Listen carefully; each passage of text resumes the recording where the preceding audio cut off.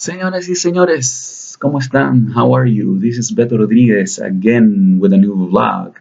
Okay, let me start real quick with some things about last week.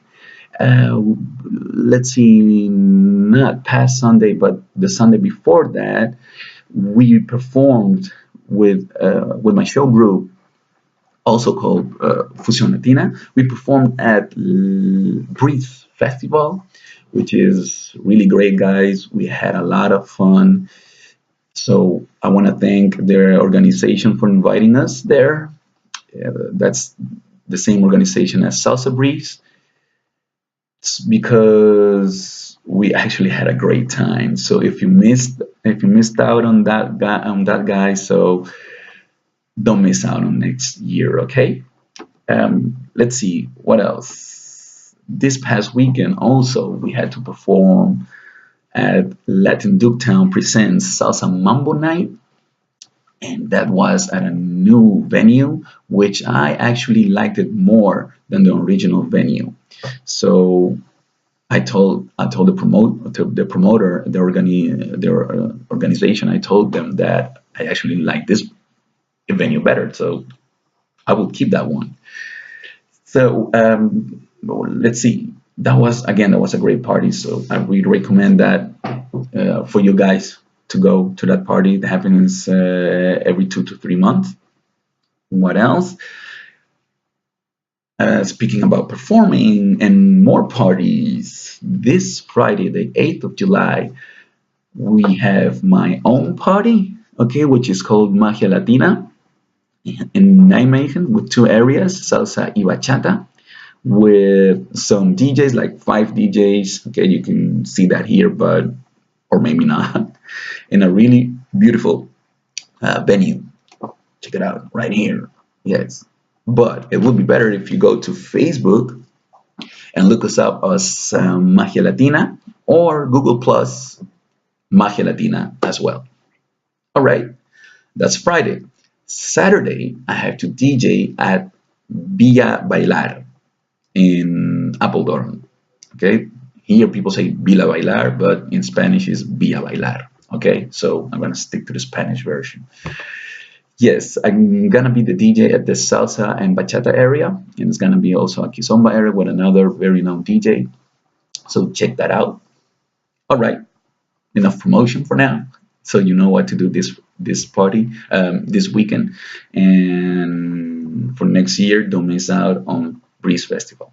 Okay, so what I wanted to talk to you guys about is about the evolution of the salsa scene, specifically again the Dutch salsa scene. Because when we go back to 2001, 2002, 2003, okay, the Latin scene was still very small, and what uh, what was more common, if we're going to start with parties, is there were a lot of small parties, okay, and those were parties at the back room of a bar or a cafe, you know, nice and small parties.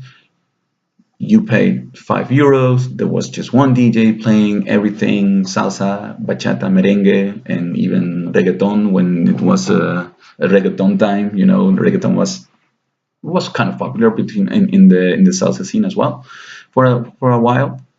There were not many big parties. I remember that when we organized parties in 2001, 2002, and 3 at a beautiful location called Triavium in Nijmegen.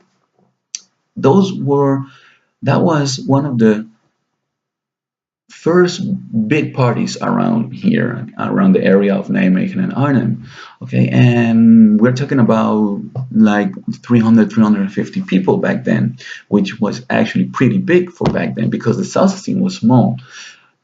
But because of the venue, okay, being bigger and nice and accessible for everyone, people actually appreciate it. And it wasn't that expensive either, because I think we charged like, what was it, like €7.50, something like that, and maybe less. One time it was more because we actually had a live band performing.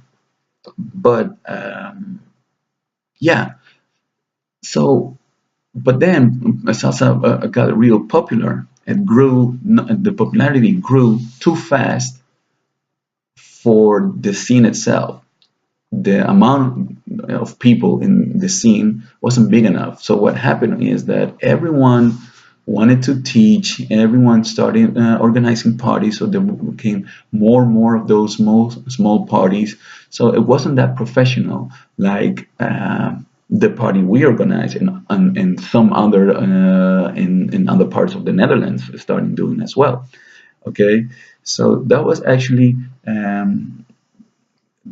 how, like to say that the salsa scene was cheap at the beginning.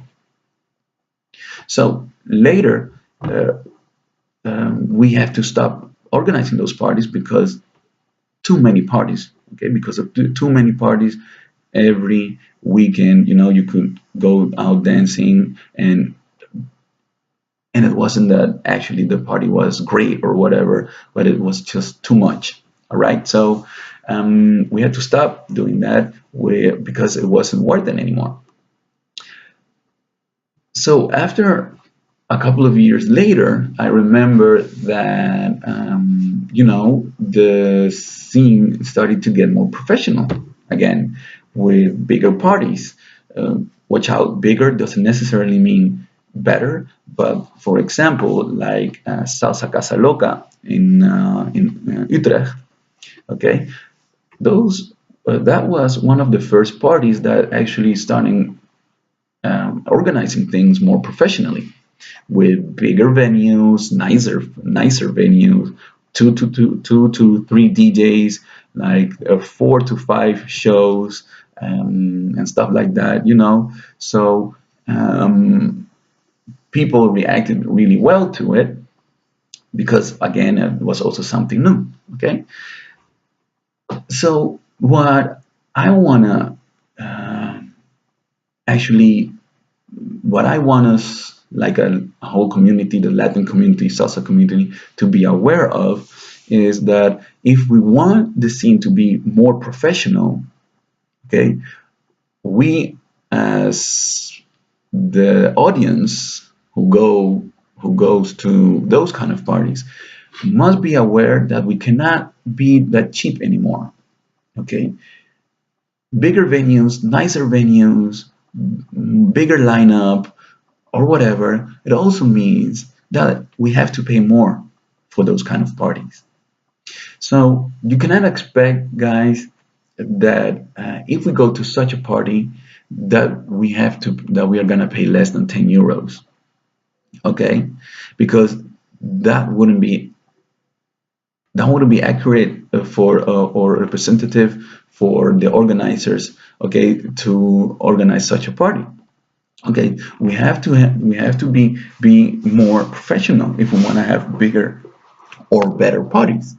Okay, that's talking about the perspective of the audience. Now to talk about the perspective of the artist and the organizer themselves, guys, we also have to be aware that we have to stop being cheap.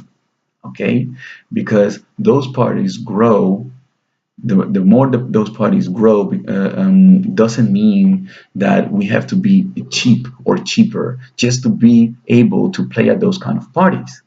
Okay, just to be able to get your name on the flyer of that party. Okay, so I don't want to sound negative, but I just want us to be aware that if we want the salsa community, salsa scene or Latin scene to be more professional, we have to start thinking differently. Okay, so let me start as a promoter as well. If you're a promoter, and you're gonna organize a party with 2, 3, 4, 5 DJs or whatever, you have to be able to pay them.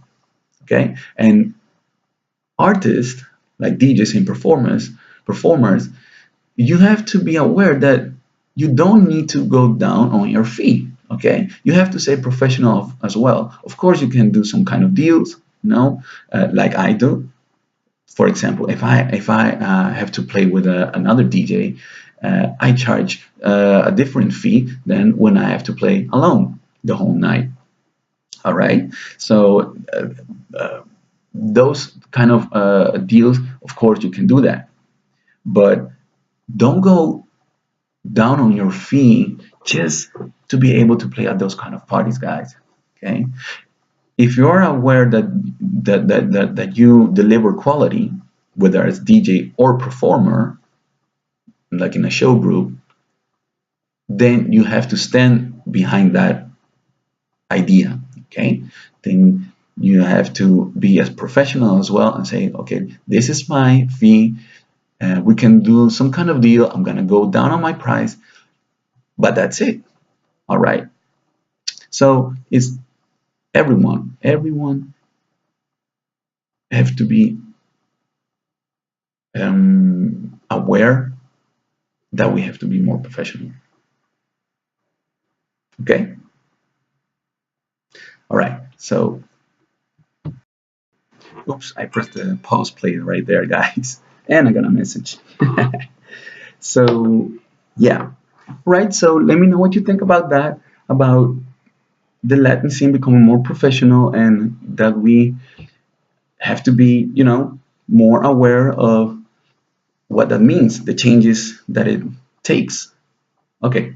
Thank you guys for watching again, and I hope to see you soon, whether on the dance floor or me behind the decks playing for you. All right. Bye bye.